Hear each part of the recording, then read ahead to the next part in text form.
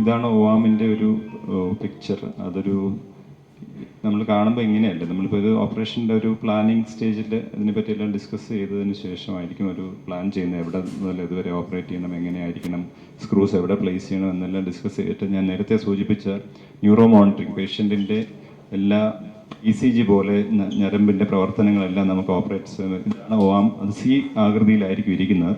അതിങ്ങനെ ക്ലോസ് ആയിട്ട് പേഷ്യന് ചുറ്റും ഒരു 3D സ്കാനറായിട്ട്, it is a 3D scanner, scan ചെയ്തിട്ട് നമുക്ക് പേഷ്യൻറ്റിൻ്റെ ഓരോ ലെവലും നമുക്ക് മാപ്പ് ചെയ്യാൻ പറ്റും. മാപ്പ് ചെയ്തതിന് ശേഷം നമ്മളത് കമ്പ്യൂട്ടറിലോട്ട് ഫീഡ് ചെയ്തിട്ട് ഓരോ സ്ക്രൂസും എങ്ങനെ ഏത് ഡയറക്ഷനിൽ പോകണം എന്നെല്ലാം നമ്മൾ 3D നാവിഗേഷനുമായിട്ട് മാപ്പ് ചെയ്തിട്ട് നാവിഗേഷൻ സിസ്റ്റം ഉപയോഗിച്ച് GPS ചെയ്യുന്നത് പോലെ നമുക്ക് വളരെ സേഫായിട്ട് ചെയ്യാൻ പറ്റും.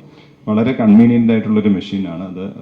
അങ്ങോട്ട് നമുക്ക് അനക്കാനും അങ്ങോട്ട് കൊണ്ടുപോകാനും ട്രാൻസ്പോർട്ട് ചെയ്യാനും വളരെ സിമ്പിളാണ്. ഫുള്ളി ഒരു റോബോട്ടിക് അസിസ്റ്റഡ് ഫീച്ചേഴ്സ് ഉള്ള ഒരു മെഷീനാണ്. അപ്പോൾ പേഷ്യൻ്റ് ഏത് ലെവലിലും, കഴുത്തിലായാലും നടുവിൻ്റെ ഏത് ഭാഗത്താണെങ്കിലും നമുക്കിത് വെച്ച് നോക്കാൻ പറ്റും. അപ്പോൾ ഇത് ഇങ്ങനെയാണ് നമ്മൾ ബോൺ ട്രജക്ടറി, അതായത് പോകുന്ന മാപ്പിംഗ് GPS റൂട്ട് പോലെ നമുക്ക് മാപ്പ് ചെയ്തിട്ട് നമുക്ക് ഓരോ സ്ക്രൂവിൻ്റെയും ഡയറക്ഷൻ, കാരണം ഇത് കോംപ്ലിക്കേറ്റഡ് ആയിട്ടുള്ള സ്പൈൻ ആയതുകൊണ്ട്, സ്പൈൻ വളഞ്ഞിരിക്കുന്നുണ്ട്, നോർമൽ ഒരാൾക്ക് ചെയ്യുന്ന പോലെ അല്ല ഇത് ചെയ്യുന്നത്. അപ്പോൾ ഈ സ്ക്രൂ പോകുന്ന ട്രാക്കാണ് നിങ്ങൾ ഈ കാണുന്നത്.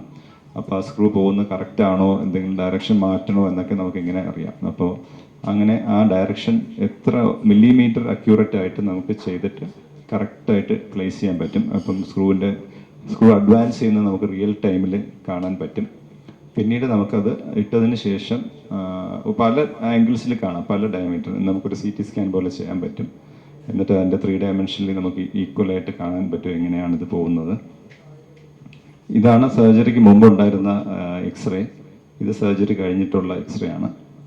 അപ്പം നമുക്ക് ആ വ്യത്യാസം നമുക്ക് മനസ്സിലാക്കാൻ പറ്റും. ഇത്രയും സ്ക്രൂസ് നമ്മൾ ഇടുമ്പോൾ നമ്മൾ വളരെ സേഫായിട്ട് ചെയ്തില്ലെങ്കിൽ രോഗിക്ക് അതുകൊണ്ട് ബുദ്ധിമുട്ടുണ്ടാകും. അപ്പോൾ അതുകൊണ്ട് ഇത്തരം ടെക്നോളജീസ് ഉപയോഗിച്ച് രോഗികൾക്ക് ഏറ്റവും നല്ല ട്രീറ്റ്മെൻറ്റ് കൊടുക്കുക എന്നതാണ് നമ്മുടെ ഉദ്ദേശം. Thank you.